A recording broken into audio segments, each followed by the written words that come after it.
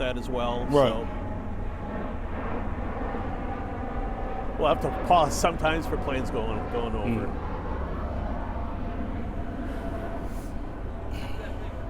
Okay. Okay, can I get your first name and last name and spell them for me? Okay, Levon Williams, LEVON WILLIAMS. Levon. Right. Right. And what's your Instagram? What do you go by? Big Psych, the voice _2. Yeah, why Big Psych? So it's a nickname that I got when I was younger, that I tried to get away from, but so many people in the city know me as Big Psych that when I changed my name, I tried to change my nickname to Vaughn, right? A part of my name. And so many guys were like, man, that's not Vaughn, that's that's Big Psych. So you're stuck with it. Yeah, I'm stuck with it. I'm Yeah. pretty much stuck with it. Yeah, let's get to a couple of things just out of the way. Are you guilty or innocent of the charges that have been brought against you? So there's a story with my case, right?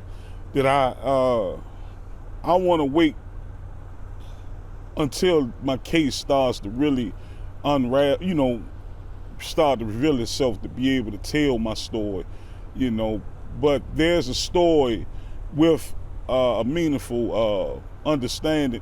Something that people will understand once they hear the story, So you want to talk about what happened that day, or you want to wait as well for that? Yeah, I would like to wait, But truth be told, once everybody hears what really happened and how it happened, they will have a better understanding for me, because right now, I ain't gonna lie, I've been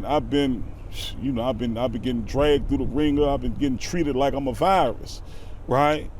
And it's messed up, you know what I mean? Because you lost your job. Yeah, I lost my job. Yeah, lost your income. Yeah, I lost my. Before you were proven guilty. Yeah, before I was even proven guilty. Yeah. Exactly. And I just wish, and with my story, right? And, God doesn't put anything on you can't handle. You know what I mean? With what happened to me in this situation as a violence interrupter, somebody that has to go out in the communities and deal with high-risk individuals, in these communities, that's what the job entails, right? That you have to go into these communities and deal and build relationships with people that are high risk, right? So with what happened with me, I hope that, there be more precautions and more safety nets for people that come behind me, Is it a little hypocritical that you lose your job when the program that you were in was all about preventing things and giving people second chances and stuff like that? As soon as those charges were made public, you're gone. Well, I understand. It's the people that are on the ground, right? That boots are on ground. They understand. You know what I mean? And they, even though some of them behind the scenes are still supportive, they understand, they get it, you know what I mean? And then they know my passion, and they knew that I was really out here putting work in and trying to, help curb gun violence. And, it's more people that haven't been boots on the ground or have, that are more behind the scenes that don't understand or don't see it the way it's supposed to be seen. And I get it. I understand to somebody looking at the news or looking at What you, I did, the stories right that I did, when yeah. you did your Yeah. story, it's Yeah. like, what? They pulled the gun off of them. This is not supposed to happen. So you can understand them letting you go. Right, I can understand them letting me go. I can understand.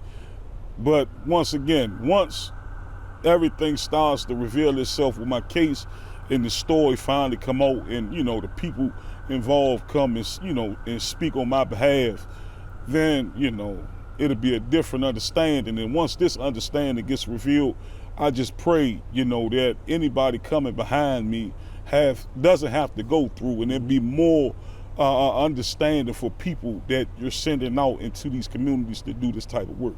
You were inside the DC Violence Interrupter program for a while, Right. So you know what goes on inside. What are the positives that are going on right now, do you think, with that program? So one of the positives, now I'm not gonna lie, I used to be a big hypocrite of, this work myself, right? And that's something that changed with a lot of good guys that have been getting, that started doing the work, and just bringing new revolutionary ideas to this work, right? And really going out looking for resources, like a lot of guys that with the Pathways program, right? A lot of guys graduating the Pathways program. Before, it was a lot of guys were handpicked to be to have a career. They handpicked who they wanted to get a career to, and the rest of them will fall to the wayside and repeat the same recidivism because they aren't able to use the training or the what they know. Right. So now it's more guys that once they graduate these programs, they're rolling over into job trainings or job placements. And that's a huge positive. It's a huge positive. And that's because of the DC Violence Interrupter program, you think? Well, good part of that. Yeah, a good part of it, because the violence interrupters are going out looking for resources, networking, connecting, the jobs, and going back to the ones officers, letting them know, hey, these people hiring, these people got, and this is an opportunity, because they understand the need. They understand that, if you can start placing these guys in job placements, then the recidivism rate will go down. Then, Makes sense. And a lot of these guys, they got families, they have, children. So, placing them in job trainers or job placements, makes a big difference. You know what I mean? Let's talk about what you think is not going right in that program, where they can have some improvement. What do you think? Like I said, me personally, I believe that violence interrupters should have a 24-hour grace period. If you send me out, or if I notify you that I'm going out into a community, right, and I'm going into a red zone area to go deal with high-level individuals, I believe that violence interrupters should have a 24-hour or 48-hour grace period, that if the police come in contact with the individuals, then you should give us an opportunity. Like in a lot of our situations, there are certain officers that let us know, hey, listen, if you ever need me, call me. If you come in a situation, I'm gonna give you an example. If you ever come in a situation where a guy wants to change his life, turn the weapon, call my number. You know what I mean? So we have few resources. And now with the military and different agencies of law enforcement, you will put a guy in a situation where he's interrupting a violent situation. He's trying to mediate a conflict, and mediating conflict in red zone areas, guys are armed with weapons, illegal weapons.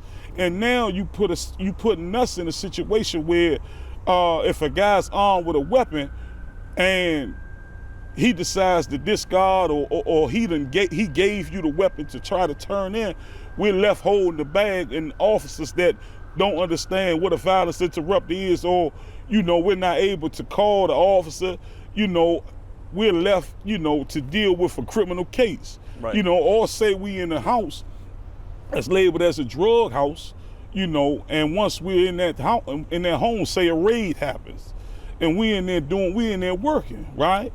There is no safety net for us. There is no protection for guys like that. You know what I mean? So, I just wish that. So you're in the middle of things, and law enforcement comes in, and they group you with the criminals. And then with our criminal background. No matter what, right? With our criminal backgrounds, all violence interrupters are previous felons. You know what I mean? Or has some, the model for violence interruption are people that identify with the people, or that had the experiences. Sure. But can you do your work and do the work that you want to work by keeping yourself out of those situations, or are you just caught up in those situations sometimes? So it's impossible to do the work as a violence interrupter, because violence interrupters have to go into these communities and build relationships with high-risk individuals. Yeah, you can't call them on the phone and you talk can't people call down, them, right? and then in a lot of situations, how can we mediate conflict if we don't go into these communities?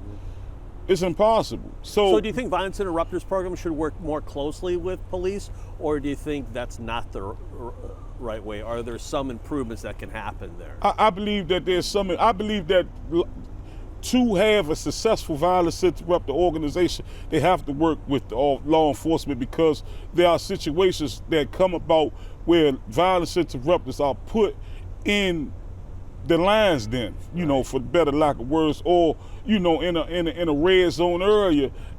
But it's not snitching, it's just there's going to be a line. There has to be a line. Yeah. Certain information that I receive as a violence interrupter, I'm not going to disclose to law enforcement, because if I disclose certain information to law enforcement, then law enforcement, the officers, are left to do their job. I don't want them to do their job. My job is to prevent incarceration. Their job is to incarcerate. You see what I'm saying? Yep. However, if I'm telling the law enforcement officer I can stop a murder, I can stop, all the money that the government is about to pay for this homicide, the burial, the family, this, I can stop this, right? But I'm going into a situation where if your officers roll up on this situation, then I need a grace period. I need leeway to say, hey, listen, I'm a violence interrupter. Let me, there is no black and white in the model or the blueprint for violence interrupters to safeguard them, for them to successfully do this. So what's happening? Violence interrupters aren't able to successfully do their job, because now they see situations like mine and they know, wow, Psych been out there doing all this and doing great. And when he got put in the lines there, this is what they did to him. You see what I'm saying? And once they did this to him, I'm not trying to go through that. So let me learn from his example, and let me not put myself in a situation. So all those guys are going to back off. Yeah, they got to, because we don't have any protection. Yeah, because their future is in jeopardy then, just like yours is right their now. Their future, their lives. So they saying, I'm gonna go do my job wholeheartedly, just like he was, and putting myself in these situations around these people and get put in the situation that he's in, or I could do the bare minimum or nothing at all and be safe. Right, and still get paid. You know what I mean? So, Why did you decide to become a violence interrupter? Why was it important to you? Because I've been one guy that has done a lot of wrong in this city, and just with, changing who I was as a person in people's perspective of me, right? And also for myself, For myself, my heart is not in trying to hurt anyone no more. I went to jail, I did 15 years, I was wrongfully convicted of a homicide. DNA evidence exonerated me 15 years later, right? But in them 15 years, I realized that I was manipulated and I was used, right? And left to fend for myself in a penitentiary. And that right there, made me look at the streets, made me look at, everything that's being taught in the streets, what guys got going on. It made me despise it, right? And I said, I want to help some people if I can. I want to be able to go home and I want to, I started in jail though. I started mentoring at DC jail. I got accepted into the Georgetown Pivot program. I got 2 years of credits with Georgetown, and I was a part of the league. I started in jail, and then when I came home, it was just like, I'm going to go out here and I'm going to help some people. Even if it's just one person, if I could just get the one person and tell them, listen, man, they lying to you, man. You don't have to live like this, and this is what I've been through, and this is what my experiences are. Then I'd be happy. I didn't think that I'll wind up being as big as I was, but that's the grace of God. But I definitely the dislike and the dislike the dislike that I gained for the streets while I was incarcerated from what happened to me made me say that I want to go and make a difference. You know what I mean? Mm-hmm. Let's talk about your social media platform. You busted on there, man. You work really hard to put your message out there.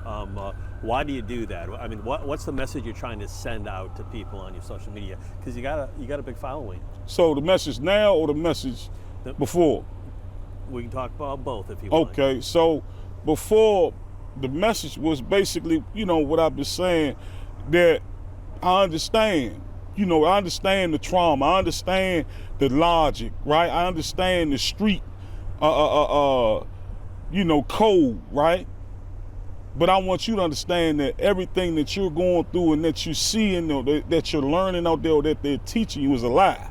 You know what I mean? And you could take it from me, and I could take you around the city and show you guys that come from your neighborhoods. And this is why I go to each neighborhood in Washington, D.C., and show them my relationships, and show them, because if there's a guy in Southwest D.C., but I'm from Northwest D.C., I want to be able to show some young guys in Southwest D.C. through their own big homies, per se, that the streets, aren't what you think they are, and it's going to lead you to either death or jail, right? And, that was mainly the message, and using my relationships with guys that I built a bond and a brotherhood with in jail, to show these younger guys that's coming behind us that, the streets ain't what you think they are, you know what I mean? And how you feel about being whatever, a YN or whatever you classify yourself as, is nothing but, death or jail, you know what I mean? And what's the message now? My message now is the same message. It's just a little watered down because of what happened with me, right? Perception is everything. Now people, perceive me as, a semi-hypocrite, and I get it, right? I understand, but it's the same message, man. It's right now I'm showing more prison stories, right? To build that credibility up, that I've been through what you're going through, and every last person that been through what you're going through, or what you're experimenting with now, changed their life. You know what I mean? So now I'm telling stories from the beginning. I call it story time with Big Sight, and I'm starting with naming all of my brothers that I made.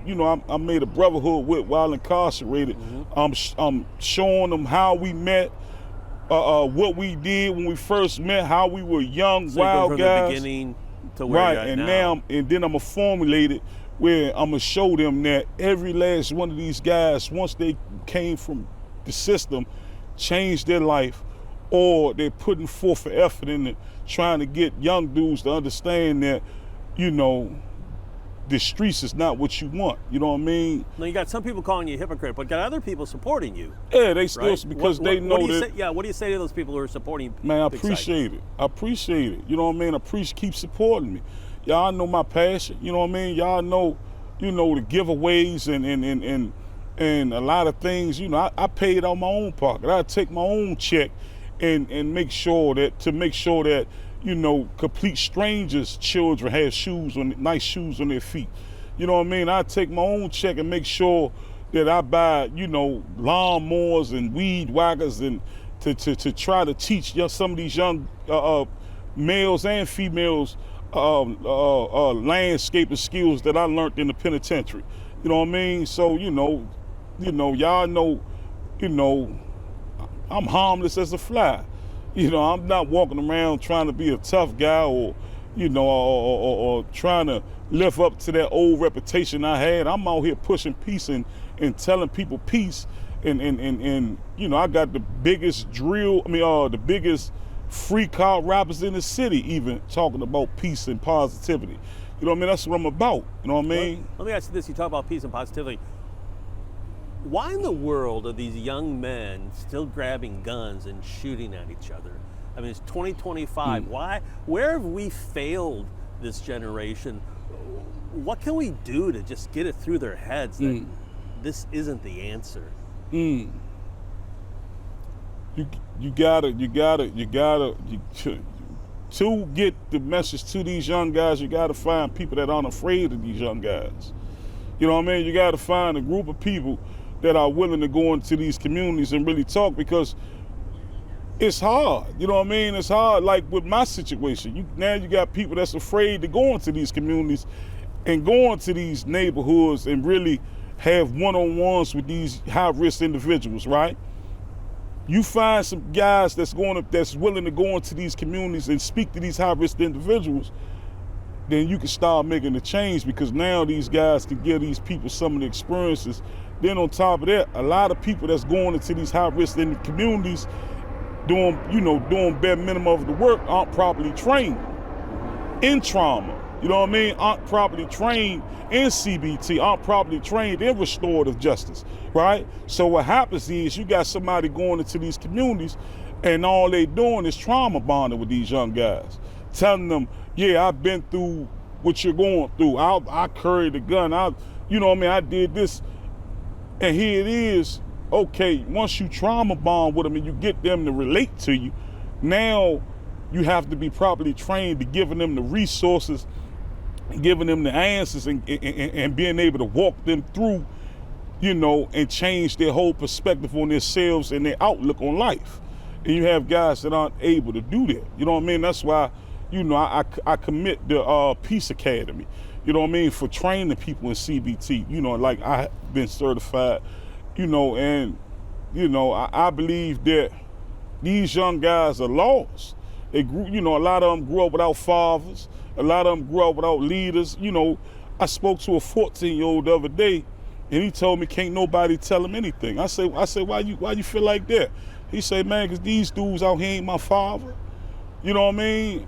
And I say, but if they're coming to tell you, if they're coming to give you the real, right? In the streets we call it law. If they're coming to give you law, then you feel as though you ain't gonna listen. He say, no, I'm saying I would, but it's just the dudes that be coming, man, I don't be wanting to hear what they be talking about, because all they doing is like they comparing their situation to mine, like we having a pissing competition, excuse my language, a wrestling match of who went through more. And see, that's the problem. We need more people that's getting put into these programs that are getting properly trained on how to deal with these young guys that don't even understand what they've been through, or don't even understand that they have trauma in their bodies, right? And stop feeding them traumas and leaving them stuck right there. Yeah, so. No matter what happens with your court case, are you going to stop or continue your digital platform presence and your message? I'm passionate about it. Like right now, I got so many people that write me and say, man, I believed in you, man, you a hypocrite, this, that, and the third.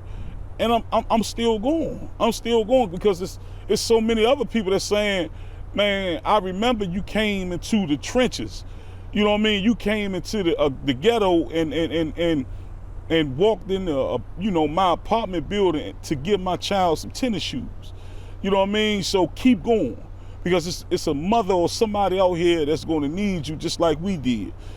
So I got to keep going. I'm passionate about it. This is something that grew inside of me and became my character while I was still incarcerated. This isn't something that I'm just out here trying to get a check for. You know what I mean? And that I'm out here, trying to pimp the government for. This is who I am. Before I even got a job with the government, before I even got a job as a violence interrupter, I was walking around these streets doing, organized community gatherings and get-togethers and give-backs and things of that nature, And without mentioning the high school's name, give me the scenario of what happened at the high school and your intervention at the high school. So it was a high school that from the beginning of the school year, the youth were at odds with each other. They was fighting. It got so bad that the youth started bringing guns to the school, and they were getting locked up for guns. So the principal reached out to me, to my organization, and asked, can we aid and assist them with a mediation, because he didn't want to expel these young guys, because he really likes the young guys. He sees potential in his students, right? So, I handpicked the guy. They asked me, was I willing to do it? I said, yeah, sure. And it was, it was a question mark, because the one of the neighborhoods I'm not, wasn't my target area, and I'm not from around the neighborhood, but I'm trained. So, I done been through all these, I done received all these trainings and it's time to put them to work, right? And of course, matched with my experience, it's time to, so we went into the school, and worked with the principal and the staff for the school. We went into the communities. Not only did we go into the school, we gave them wraparound services where we went into each one of these individual communities and dealt with these young guys individually. You know what I mean? And see, that's another thing that we're missing. A lot of people just go into these schools and talk to these young guys, but they never deal with them in the communities. You know what I mean? And those young guys aren't they aren't stupid. They understand, oh, you just in my school doing it because you look at, this is you on the clock. See, we was going into these communities off the clock. You know what I mean? And dealing with these young guys hand to hand, right? So what happened with So we wound up bringing the young guys together for mediation. Mediation was successful. We all laughed. They had a pizza party, laughed. And to this day, they haven't had any conflict with each other in their school. And that's a success. That's a success. That's definitely a success story. You know what I mean? And that's what we need more of, success stories. My last question, I know DC got rid of you in the violence interruption program. Do you think the violence interruption program should continue in DC with ones as well as with the DC Attorney General's office? Cure of the streets, should they continue? Is it important to continue them? So I believe that DC needs to continue the violence interruption program, right? You know what I mean? I believe that, the violence interruptions, to me, it doesn't matter who fits the check, right?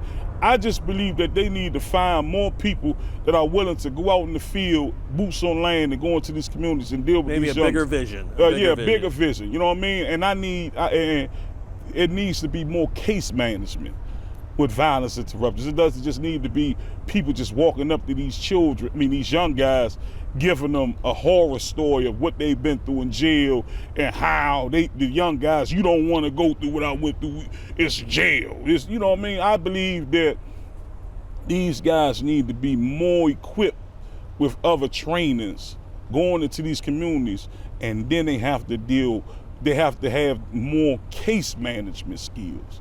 You know what I mean? And I believe that's where the success come in at. I believe it's too much trauma bonding. So it doesn't matter about who fits the bill. It matters who's going to put them violence interrupters or them employees through the proper trainings to, and to gain the proper certifications to go into these communities and deal with these young dudes. And also that grace period I was talking about. You know what I mean? It needs to be a grace period because you're putting this in the lion's den. You know what I mean? You're putting this in trauma holes, in trauma-filled communities, so I believe that's a conversation that needs to be had. My last question, why in the world did you decide to talk to me and go on camera? So I seen a lot of your stories, right? And when it comes to violence interruption, the ones and everything of that nature, I seen your commitment and your passion, right? And I seen a lot of people hide and duck from you too because of your commitment and your passion, right? And I said, without speaking too much about my case, I believe that you'll put this story in the right place, right? And you have the right audience to hear this story, and I believe that, the people want to hear what I got to say. They've been seeing it everywhere, they've been hearing about it, and I believe that's where a lot of us go wrong at, is that, we don't allow people to hear our voices, you know what I mean, and gain a better understanding of who we are and what we're about, right? And I believe with your commitment and your passion, right, I believe that Scott Taylor was the person for the job, man. Keep sending your message out. I appreciate you, man. No matter what happens. My man, I appreciate it, Scott. My man. Thanks. Appreciate you. You guys can stay right where you are. Just gonna get a couple shots of us. Dude, thanks so much.